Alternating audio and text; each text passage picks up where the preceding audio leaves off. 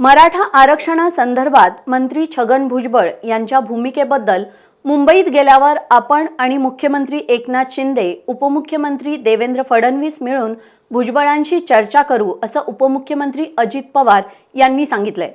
ते कोल्हापुरात पत्रकारांशी बोलत होते। उपमुख्यमंत्र्यांनी यावेळी कोल्हापूर शहराच्या हद्दवाढीसाठी स्थानिकांची भूमिका महत्त्वाची असल्याचं सांगितलंय।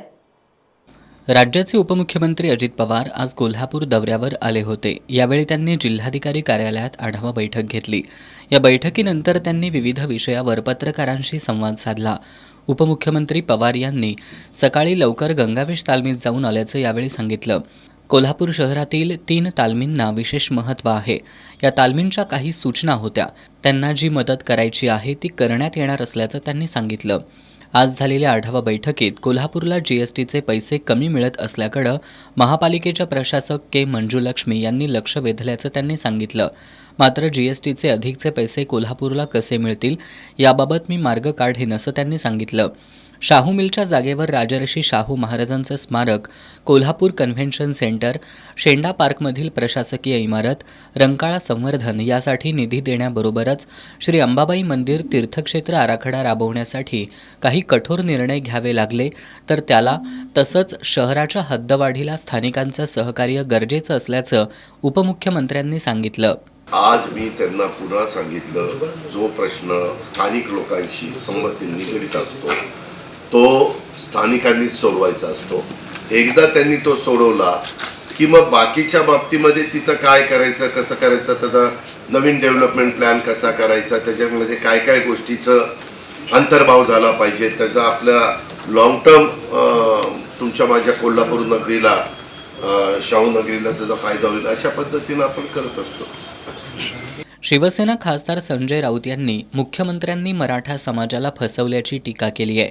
यावर प्रतिक्रिया देताना उपमुख्यमंत्री अजित पवार यांनी वाचाळवीरांना उत्तर द्यायला मी बांधील नाही असा टोला लगावला। मी विकासाचं काम करणारा माणूस आहे। मला विकासामध्ये तुम्ही कुठल्याही जिल्ह्यामध्ये जावा, काही वाचाळवीरांच्या गोष्टीला प्रत्येक गोष्टीला उत्तर द्यायला मी बांधील नाही। राज्याचं हित कशात आहे त्याच्यामध्ये मला कोणी सांगितलं नव्हतं त्या ठिकाणी हे करा ते करा। मी या शहरामध्ये काही वर्ष घालवलेली, कॉलेज माझं मी या शहरामध्ये झालेलं, त्याच्यामुळं एक चांगल्या हेतूने दोन्ही खासदार, पालकमंत्री, आमदार सगळे मागं अधिकाऱ्यांनी पण मला DPCच्या मीटिंगमध्ये पण काही गोष्टी सांगितल्या म्हणून मी केलं। माझं काय म्हणणं आहे की ज्याला त्याला संधी मिळते तेव्हाच आपण विकासाचं बोलूया ना, निगेटिव्ह नकारात्मक बोलून कशा करता आपले प्रश्न मार्गी लागावे, त्याला एक वेगळा वारसा आहे या शहराला। मराठा समाजाच्या आरक्षणासंदर्भातील मंत्री छगन भुजबळ यांच्या भूमिकेबद्दल त्यांच्याशी मुंबईत गेल्यावर बोलू असंही त्यांनी सांगितलं। आम्ही देखील मुंबईला गेल्यानंतर मी मुख्यमंत्री देवेंद्रजी भुजबळ साहेबांशी बोलू, त्यांचं काय मत आहे, प्रत्येकाचे काही समज असतात, काही गैरसमज असतात, काही वेगळं त्यांना वाटत असतं आणि ते काही जण बोलून दाखवतात, परंतु ह्याच्यातून कुणालाही दुखवायचं काही कारण नाही, कुणालाही त्याच्यातनं कुणावर अन्याय करण्याचं काही कारण नाही।